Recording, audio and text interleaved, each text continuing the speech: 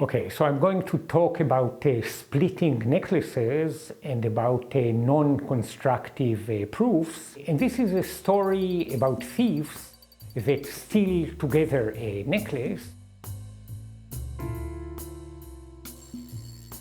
but they are not just any thieves, they are mathematically oriented thieves. So imagine that we have two thieves and they steal together a necklace. And this necklace has beads of two types, let's say diamonds and rubies. They want to split the necklace evenly among them, and they want that each of them will get the same number of diamonds and also the same number of rubies. So they open the necklace as a clasp, and then they have an interval of beads. And the necklace can be complicated, but this is an example. No pattern or intervals or...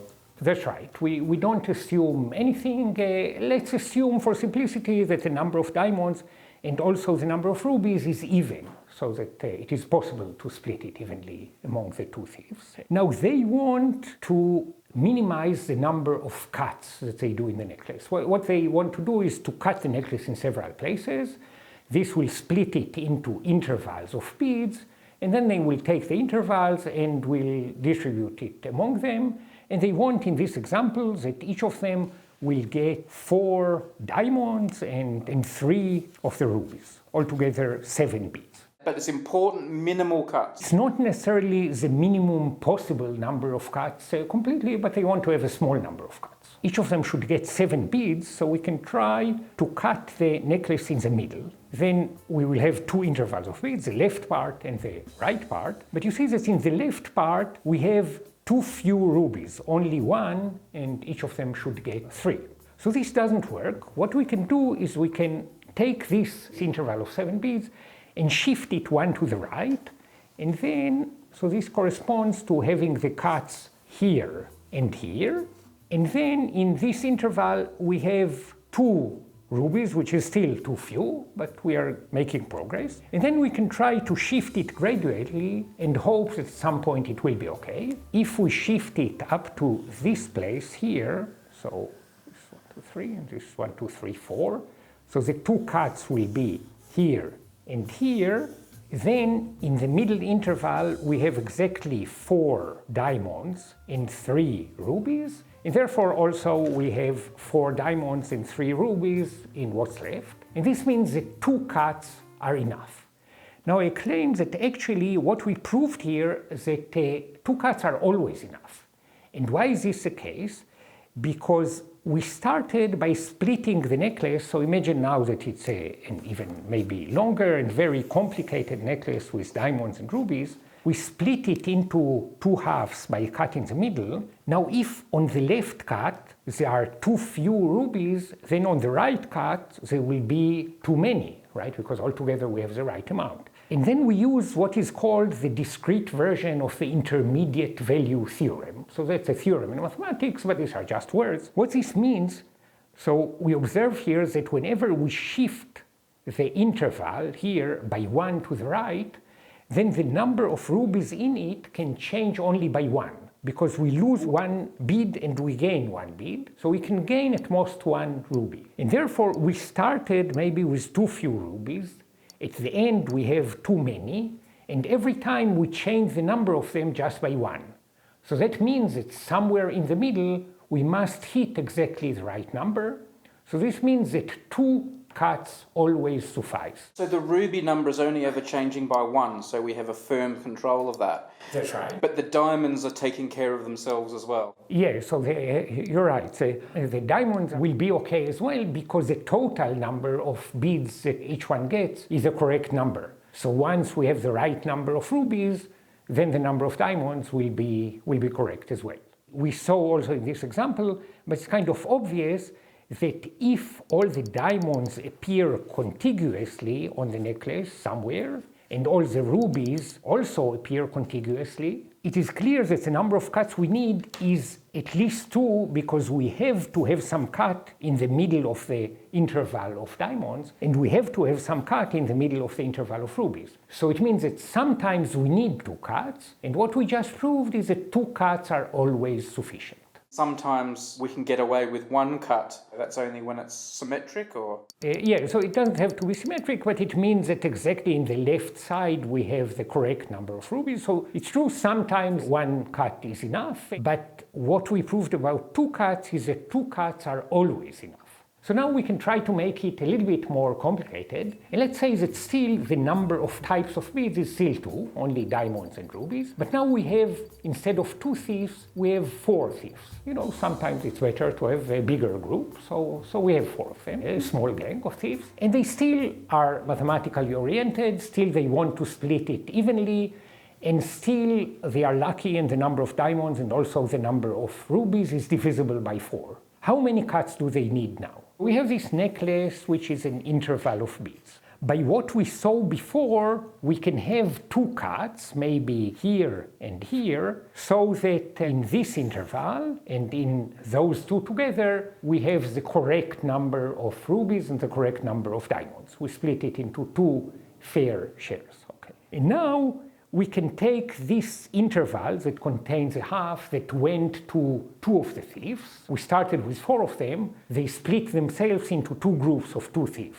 And then, once these 2 thieves got the fair share that they deserve, then they use another 2 cuts in their part in order to split it evenly among the 2 of them. And these 2 intervals of the other 2, we can shift them to somewhere, let's say here, and this interval we put it here. And we forget that there are 2 intervals, so we view it again as an interval of beads. And again, this other group of 2 additional thieves can cut this part in 2 places and split it evenly among them. So if we go back to the original necklace, this corresponds to 6 cuts. The 2 original ones, these 2, and these 2. Okay, so it means with 4 thieves and 2 types, 6 cuts are always enough, and it is good to observe that sometimes 6 cuts are needed. So again, this simple case where the diamonds appear contiguously and afterwards the rubies also appear contiguously. If now we have 4 thieves, then of course we need at least 3 cuts inside the interval of the diamonds, because we have to cut it into 4 parts. And we need at least 3 cuts inside the interval of rubies. So altogether in this example, we need 6 cuts. What we showed is that 6 cuts are always enough also.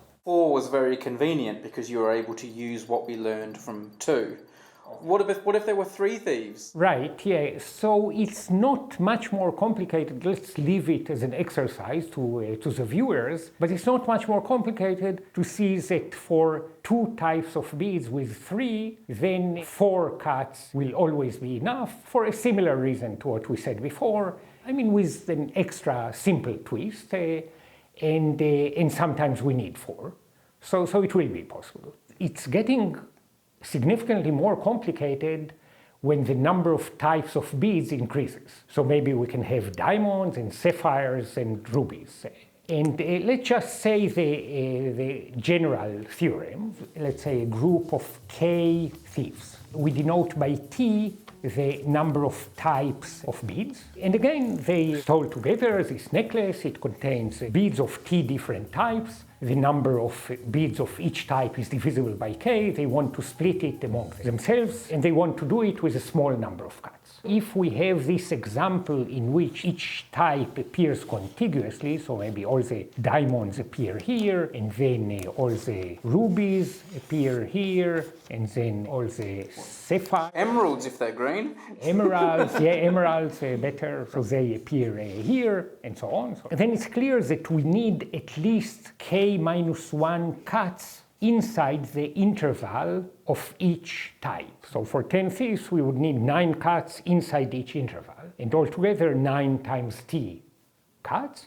And in general, we need, in this example, we need K minus 1 times T cuts. So it means sometimes K minus 1 times T cuts are necessary. And the theorem says that K minus 1 times T cuts always suffice. There is always a way to cut the necklace in K minus 1 times T places and then divide the resulting intervals into K collections and each collection will contain exactly the same number of beads of each type. So this is more complicated, and I'm not going to describe the proof, which uses some tools from continuous mathematics, specifically from topology, but let me just say that the first step is a simple step. If we know the validity of this assertion of this theorem for K1 thieves and T types, and we know it also for K2 thieves and T types,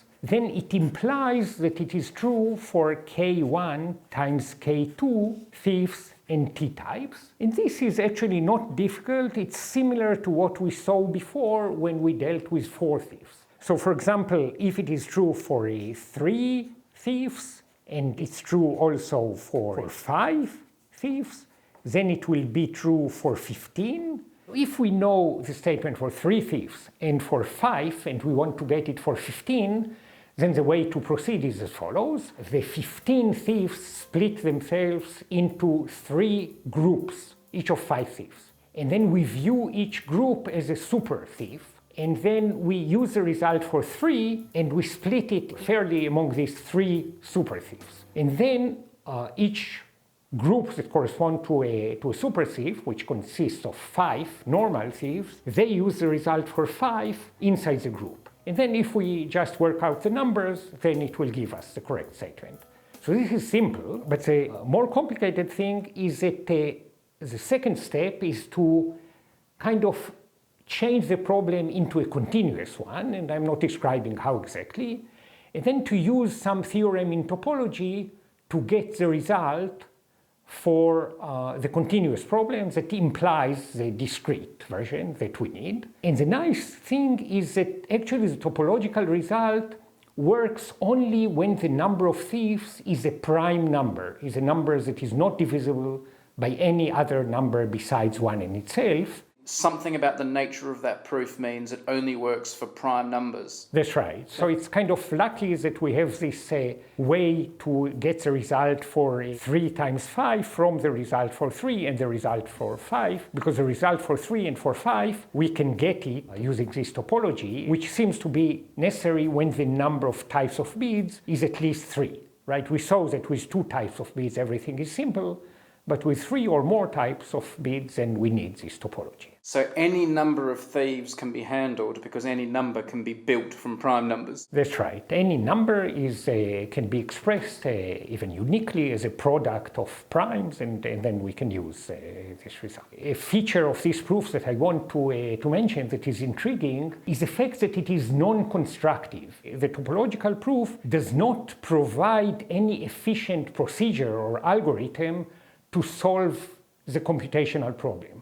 So if, for example, the number of thieves is 5, and the number of types of beads is 5, so the number of cuts needed will be 4 times 5, which is 20, and the total number of beads, let's say, is 200, then we can always check all possibilities. We know for sure that we can cut it in 20 places and divide the resulting intervals evenly among the 5 thieves. And we can, at least in principle, check all possibilities. But even if we use all the computers in the world for years and years, we will not be able to check all possibilities. The numbers are just too big. And somehow the proof does not provide an efficient way to solve this problem. And moreover, it is likely to suspect that there is no such efficient procedure because it is known that this problem is what is called complete for some specific complexity class. And this means that there is a large number of computational problems and which we don't know to solve efficiently any of them. And if we will be able to solve efficiently this specific problem, then we will be able to solve efficiently all of those problems. And because we do not know to solve any of them, then maybe it's likely to believe that this is impossible. And that means, from the thief's point of view, that maybe they thought that the challenging part is to get the necklace, but actually maybe the even more challenging thing is to split it afterwards evenly among them. All the computers in the world? You know, the total number of elementary particles in the universe is something like 10 to the 80. And it's really easy to formulate a very simple combinatorial problem where the number of possibilities will be more than 10 to the 80, just because often things grow exponentially in terms of the parameters. Much longer ago, where we think about having maybe an interval representing a cake. Watch carefully. Only time in my life I'm going to wash my hands in diamonds.